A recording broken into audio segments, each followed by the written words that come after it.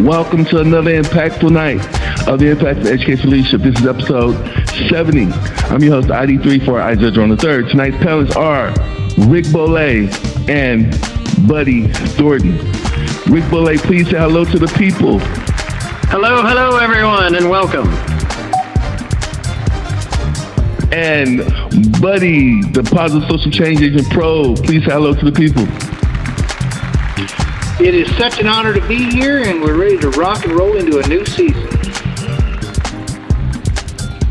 Absolutely. Well, tonight's topic is coaching all students to go 100 and beyond. The influence of positive role models are necessary for adolescents, especially in economically disadvantaged communities. Adolescents located in both urban and rural communities need guidance and mentorship to build confidence, character, competence, commitment, and consistency. These are the vital skills that educators are expected to build in each of their students. And it is through their own influence that they make these steps possible. Influence is defined as a reflection of pro-social behaviors, dispositions, and core values that are internal and external in every environment, with worldviews of self-identification, community identification, and external identification. Educators and researchers have used many teaching and learning strategies to effectively educate and assist teachers in understanding adolescents' behaviors through mentorship programs and positive role model strategies that are evident in places like the churches, recreational centers, schools, after-school programs, and other learning environments to help fill in this gap. Tonight we will have a discussion about coaching all students to go 100 and beyond. First I want to introduce our guest. He is no stranger to the impact of educational leadership, and that is Buddy Thornton, the Positive Social Change Agent Pro. Sir, can you just, tell us a little bit about what you're doing currently before we go into your question for this evening? Yes, Isiah, thanks for the prompt. One of the things that I'm currently working on is completing some really solid tasks on digital presence, because COVID has forced us away from our face-to-face interaction with our clients, our students, our peers. We have to really stretch ourselves way beyond what we're comfortable with to meet the needs of the digital environment because of COVID-19. Everyone has to do that, though, so we're not known as a stranger to that situation.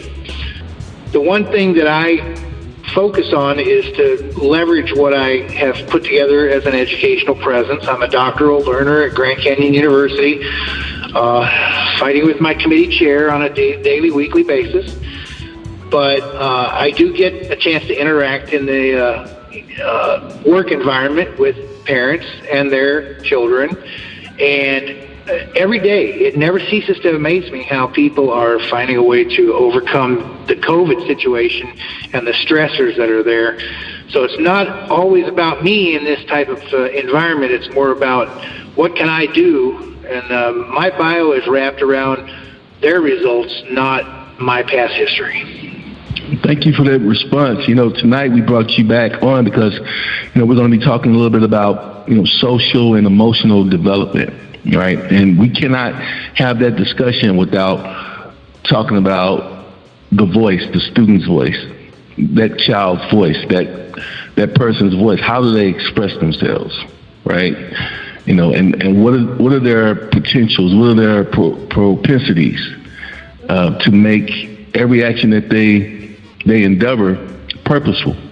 And so we wanted to bring you on because we wanted a real world perception with someone that's, on the ground, that's in the battle, on the battlefield, and that's actually, doing, what we're talking about here in this discussion, that's coaching. And so with that being said, my question for you tonight is, how do you express identity? How do you express your identity? And how do you express your identity in the workplace, right? To your clients, to your mentees, but then how do you use that, or how would you use that to teach your mentees or your clients how to level the playing field in the workplace, in education, but primarily for students? What words would you give them? What do you have to say? How would you guide them to develop their own voice, to navigate on the playing field, if it were? So that's my question. Well, the first thing you have to really do is you have to understand that there's a lot of things in almost any environment, whether you're in a mentor-mentee situation, a teacher-student situation, a coach situation. All of those situations really reflect down to what I like to call a relational dyad. You really need to, even in a classroom full of students, you really have to teach the students as if you're in a one-on-one conversation with each student. They have to be able to look at you and know that you care about their outcomes. But to do that, you have to express an identity without stating the obvious. When you state the obvious, yes, you're the teacher, you're the coach, you're in control. They already know that you're in control. Children today, especially today, are extremely sophisticated. What they lack is experiential knowledge. They can't express things at the level that adults can because they just haven't been exposed to that much of the world.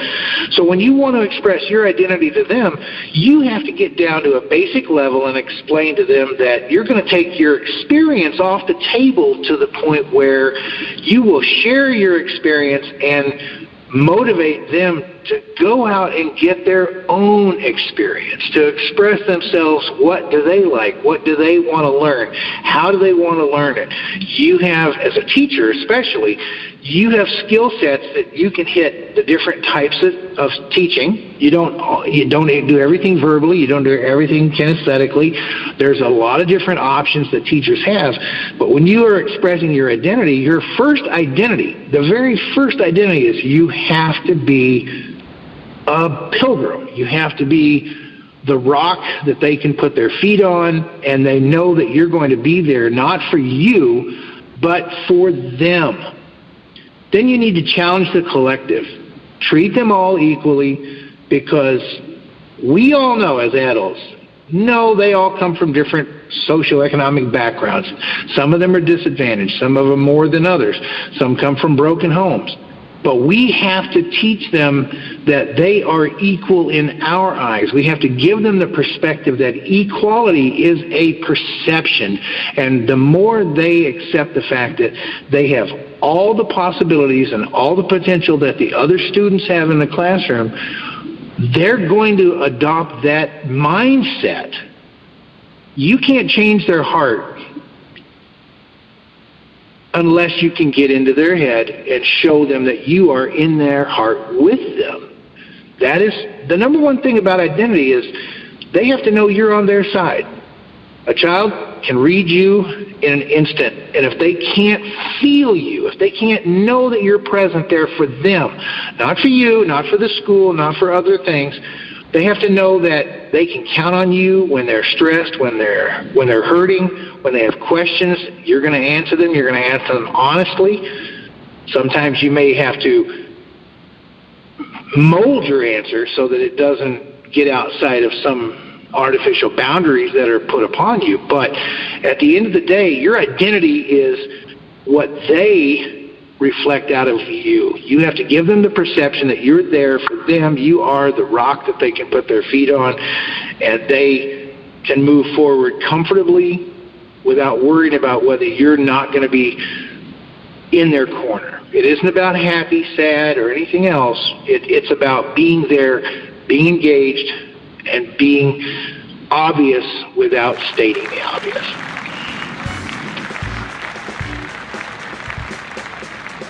See, I love the way you put that together, because for me, you're talking about relationship, right? Taking them by the hand, so to speak, and helping them and walking with them through the journey of development, of education, of life.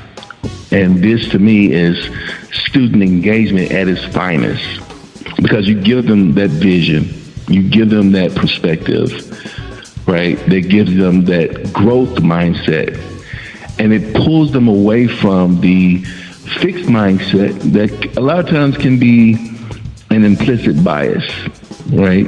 But I believe when you begin to pull them from fixed mindset, I can't do this, or I feel defeated, to more of a growth mindset, then you give them a better experience. And so I love the way you put that together, because to me, what you said was a major toolkit for student engagement. And a lot of times we got to go back to the basics. The basics are relationship. When you have that relationship with a student and they trust you, and you've proven to be trustworthy, with that comes confidence, and comes confidence, because they have confidence in you now, because you are consistent and you're committed and you're disciplined, and you have been with them throughout the beginning stages of their journey. So, I love the way you put that together, and we need facilitators to begin to add these tools. And if they have these tools already, begin to use them again. Take them out the toolbox, right? Dust them off, sharpen them up, so to speak, and begin to use this again, because of COVID-19, now the way we look at relationship has changed. So, we are the pioneers of this new awakening, in education, right? Because this is something totally different. This is a totally different type of relationship now. And so we need strong facilitators such as yourselves to engage students for success. That's a perfect segue to our next panelist, who I'm so excited for him to be back on Impact Educational Leadership, and that is Mr. Rick Beaule. Please say hello to the people and tell us a little bit about what you're doing currently, sir. Well, my name is Rick Beaule. I am in my 17th year of teaching, 8 years in Pennsylvania, and I'm in my 9th year here in Texas. That will probably play into our conversation at some point tonight. So I have some experience in terms of dealing with students. I also help not only students get their voice, figuratively and literally, since I teach music, but I also am a factor in educators trying to get a voice, because I am the president of Collegiate Educators Association and also of Texas State Teachers Association Region 10. So I help represent over 3,700 educators across Central Texas. First of all, thanks again for having me on. And I'm going to springboard off of that very excellent piece of information that Buddy just gave, and focus in on one of the things that he said was that you have to present yourself to all of these kids at the same time. And that's very true, but it's also not as imposing as it necessarily sounds, because each of those kids are going to automatically interpret your words in their own way, because they are unique individuals, even if they have not, as Buddy very aptly mentioned, gotten a full dose of experience in the world yet. They're still going to already automatically form their own opinions of you while you do that. With regards to how you identify those things, there's no set model or strategy that necessarily works. But what I've found is that whether it's a child or an adult, there tends to be three things that happen with any successful positive relationship with a person. And that is assessment, engagement, and then follow through. So when it comes to assessment, I tend to think of things in terms of, those are any sort of ways that you gather impressions from your student, whether that is any of the nonverbal cues that you can do, facial expression, response with their eyes. You can get it through their work if you have them writing about something, or how they sing, how they react, how quickly they engage with you, various ways, whatever way you can use that is, a positive way for you to glean that information and assess that information, then you do that. You'll find those positive traits, and you find those things that make you go, yeah, I like that. The next step would be engagement, and that is what I would view as a building process, where you are using those positive traits that you see and help reinforce them, so that the child can learn to depend on them as a solid indicator of, okay, I'm all right, I'm doing this okay, I'm worth something, I am contributing something that is positive to my environment that's around me, right? Not only as individuals, but also in the collective as well. The follow-through comes in maintaining those things, and the deflection or reflection or refraction, you can insert whatever term you wish there, of potential toxic and negative traits that would threaten to undermine those, so that the positive growth is the thing that occurs. And again, children are going to do this in their own individual way, no matter what you're going to present yourself in a certain way. There's only one of you. There may be 15, 20, 30 kids in a room that are listening to you, or more, because musicians tend to deal in larger groups. But those people are going to still listen to you, and they are still going to form their own personal opinion without consulting anybody else. And then in some way, shape, or form, they're going to show you that opinion. They're going to demonstrate that to you in some form, either verbal or nonverbal.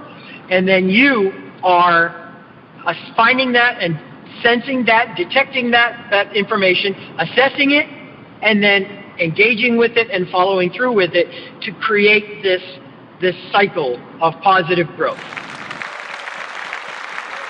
Totally love that answer. I totally love that answer.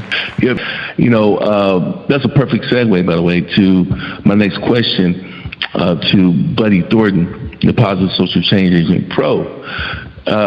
Mr. Thornton, with the enormous amount of research that's out there already, right?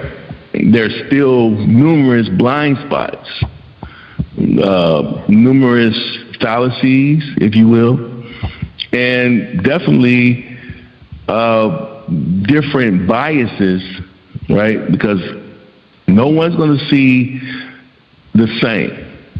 No matter how united we become, there's still going to be people that's going to see something totally different at a totally different angle, right? And so with that being said, and with all the amounts of literature and research that's out there, my question to you is, in mentorship, where do you fit in as the Positive Social Change Agent Pro?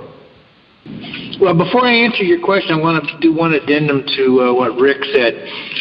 When it comes to the environment that we are teaching anybody, adults, children, I don't care, it takes you back to the proverb that the last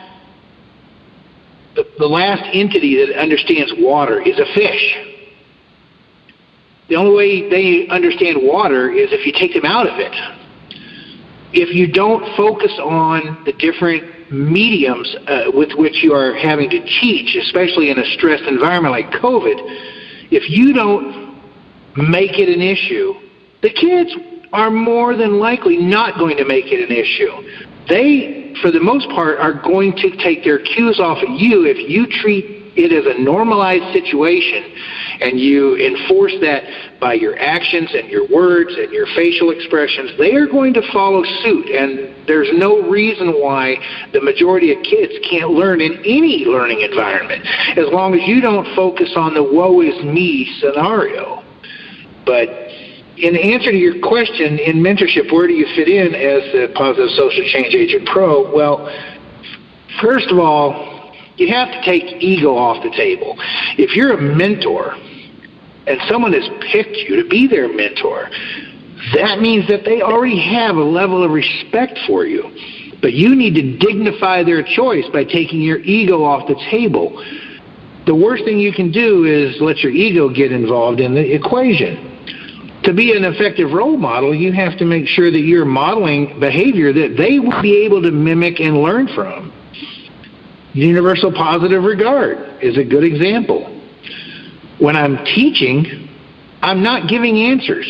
I'm specifically using Socratic teaching methods where every time they ask me a question, I gently prod them toward their own knowledge and their own answer. And if they really don't have the answer, I will give them the tools, the resources, and the research capability to find the answers, but I'm not going to just spoon feed them the answers. I want them to be involved, because as a mentor, as a coach, and especially as a positive social change agent, you have to understand that people have a lot more regard for themselves when they achieve something through their own work.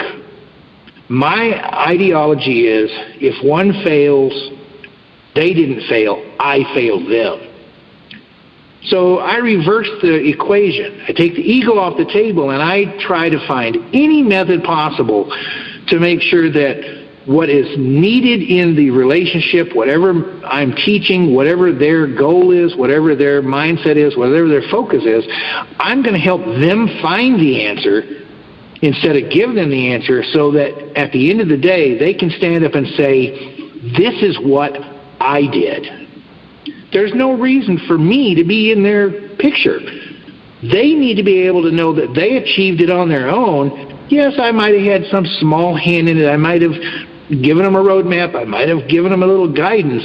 But at the end of the day, I take a lot more pride in the fact that they had the persistence and the drive and the motivation to get where they were going to go, because it can't ever be about me. If you're going to drive positive social change, it has to be about society. Society is way more important than one person. So where do I fit in? I fit in as a tiny little voice in the corner saying, you got this. And not only do you got this, but you really got this. When you hear a response like that, oftentimes you have to just pause and just ponder on what you just experienced. That was a phenomenon, what you said. And it's going to take me, I'm going to have to go back and listen to that and chew on that some more. I was taking some mental notes, and I had to write down some things because I really want to hone in on what you just gave us. For me, what I received was developing communication skills. I also got establishing and maintaining healthy relationships. Of course, I've got developing growth mindsets to fit each of your students, each of your mentees. But the apex of what I got was teaching your mentees or your students how to develop self-determination.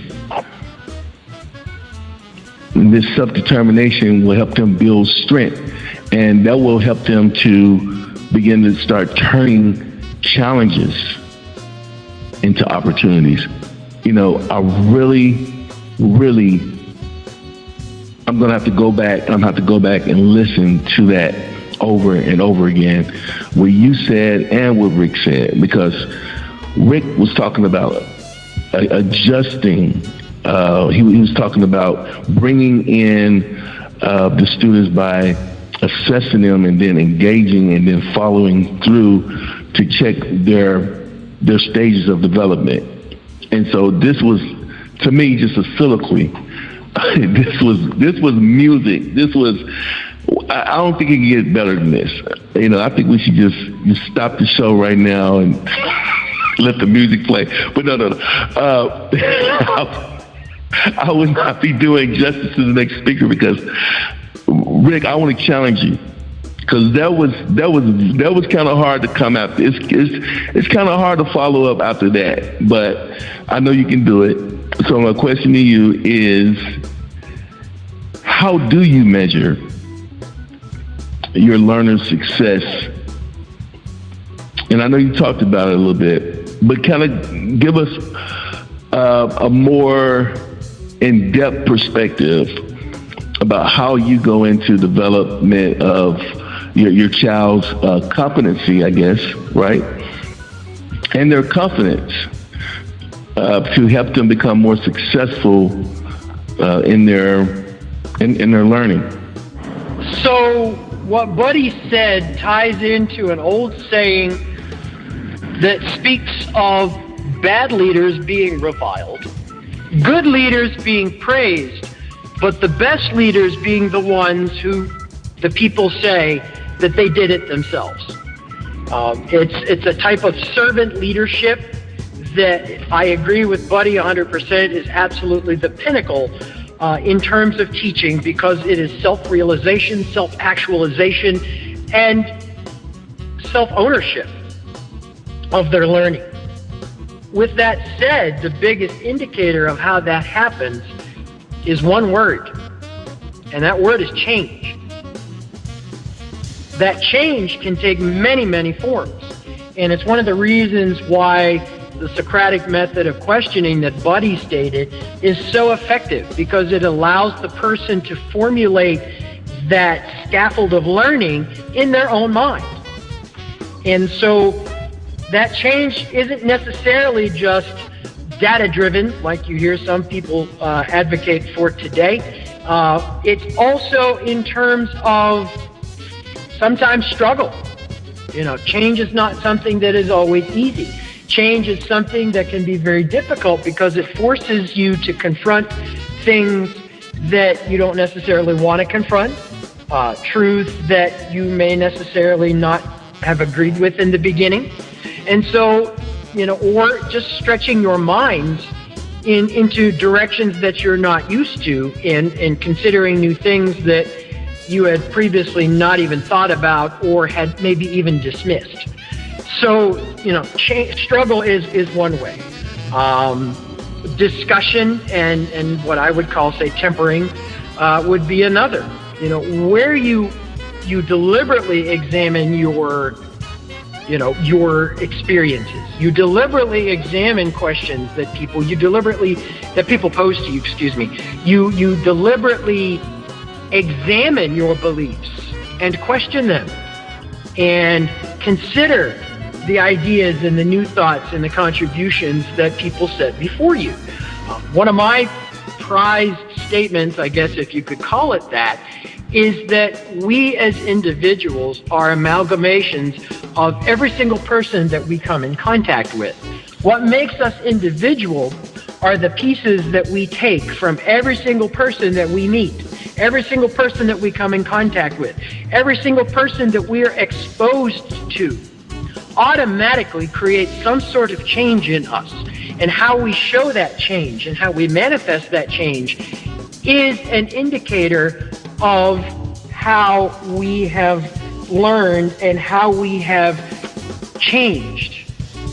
So, how that you measure that knowledge, that change, or success, if you want to call it success, because sometimes that success is failure, right? In terms of, for say Edison, why did it take you 10,000 times to make a light bulb? And he replied, I didn't take 10,000 times. I just found 9,999 ways that didn't work.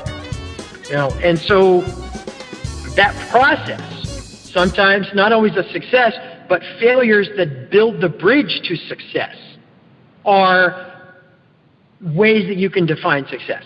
But you will know that success because you will see that pride of ownership, that pride of learning, that pride of accomplishment, that pride of achievement that takes place in a person when they hit that moment. You know, this conversation is so good. I feel like I'm at a bakery, and I feel like we just made a cake, a spice cake. And, you know, each of your comments were different ingredients that went into the mix. And, you know, Buddy, the Positive Social Change Agent Pro, he put his flavor in the mix. And then Rick Beaule, he put his flavor in the mix. And then we began to stir this thing up. And then we put it in the oven. It started getting heated, right? Where it's still in the oven now, because now I'm about to ask you a question. I'm about to ask you to tell us, the listening audience, a personal story. And it could be about you, or it could be about one of your mentees, a family member, but where your coaching saved where your coaching actually saved someone's life. Who wants to go first? Well, Isiah, I'll dive right in here because I wanted to addendum one thing that ties into my story about empowerment.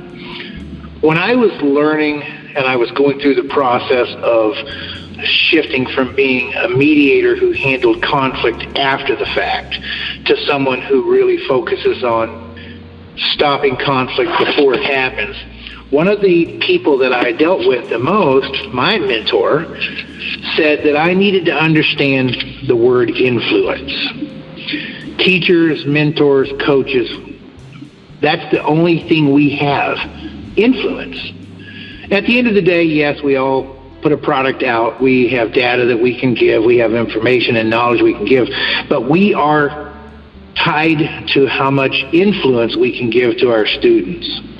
And the only three outcomes to influence are conflict, conformity, or commitment.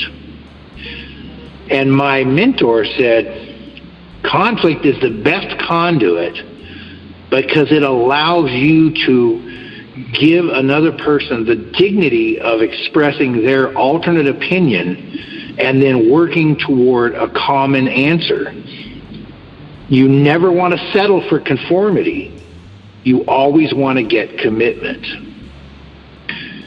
I had a person who worked for me, and he worked for me for 18 years. And he ran into some stumbling blocks.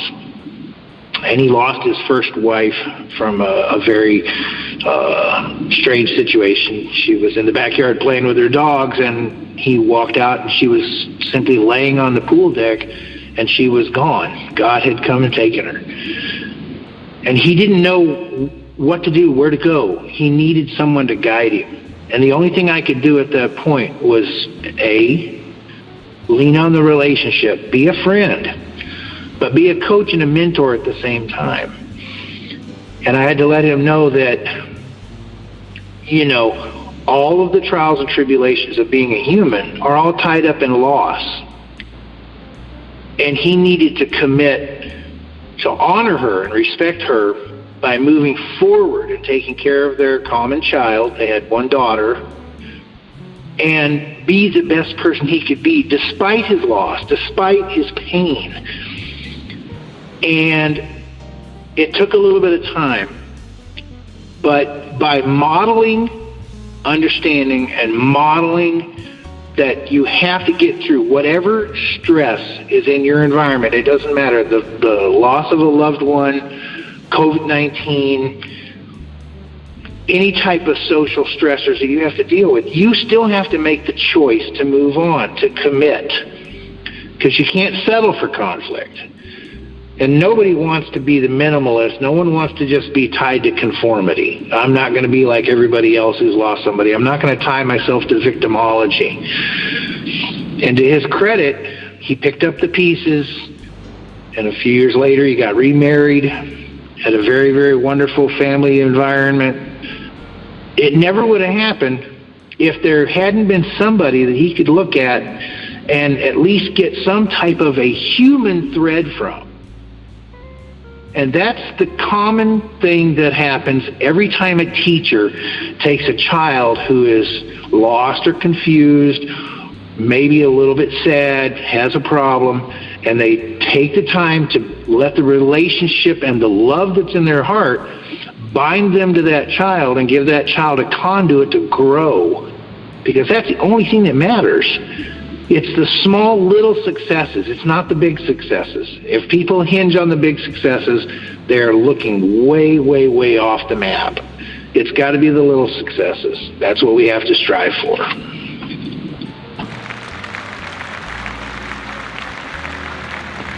Rick, please, you're next.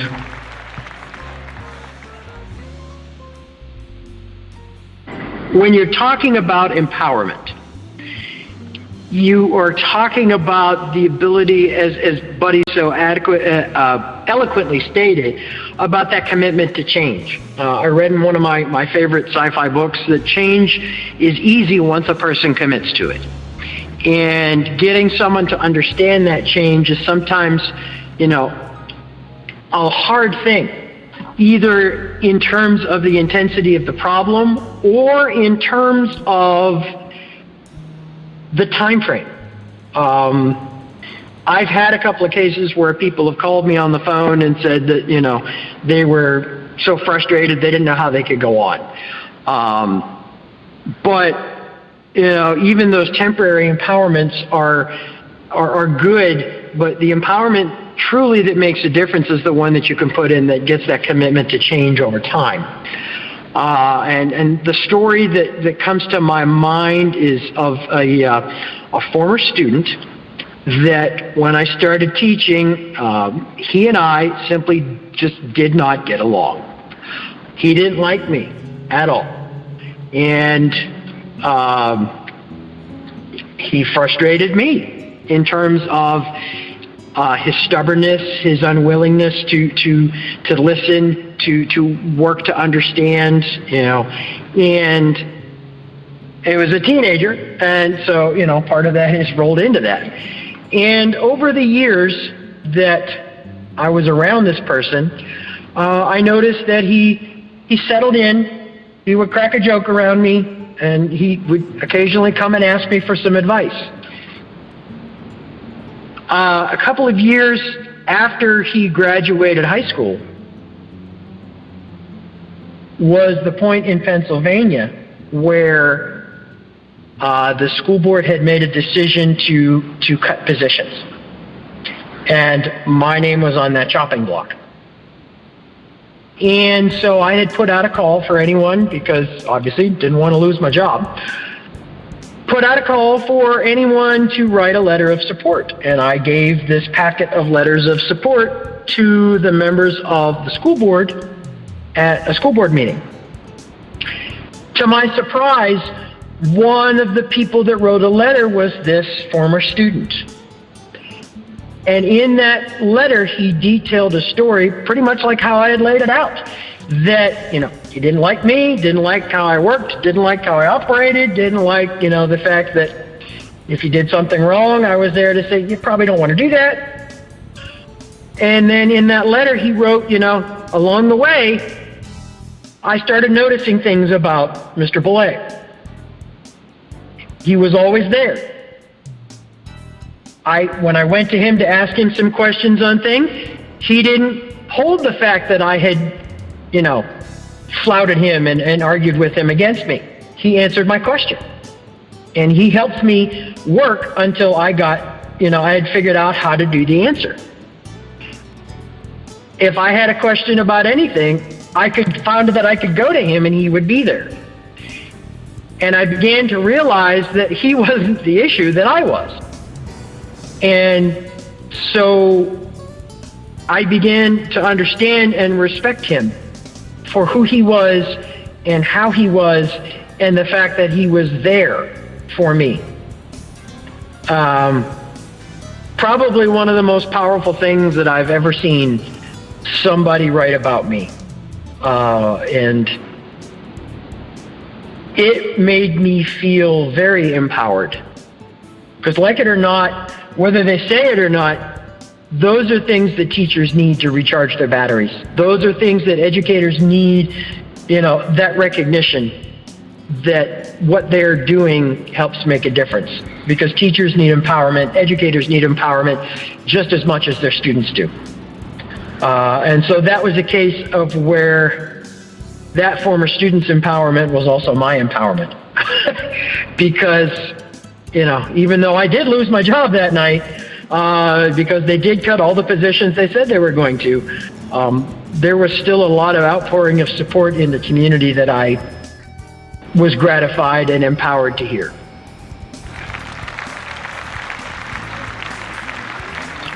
One word to describe tonight's discussion as it relates to coaching all students to go 100 and beyond, and that word is long-suffering. It's long-suffering because teachers don't have the most glamorous job. And we do face challenges with different students. And so that fruit of long suffering comes to play in our lives, sometimes on a daily basis. And so we need conversations like this that are refreshing, that are refueling, that speaks to the core, right? And it goes to that place where a lot of times we have voids or we feel empty. We feel like we can't share or be transparent because, let's face it, who wants to hear a whining teacher, a complaining teacher? And so this conversation tonight brought nutrients. And I want to thank both of you esteemed gentlemen for sharing this conversation with me and with the listening audience. And I love you for that. I love you for that. Tonight has been another impactful night of the Impact of Educational Leadership. This is episode 70. I'm so grateful to share this moment with you and the panelists tonight, which are Rick Beaule and Buddy Thornton, the Positive Social Change Agent Pro. Good night.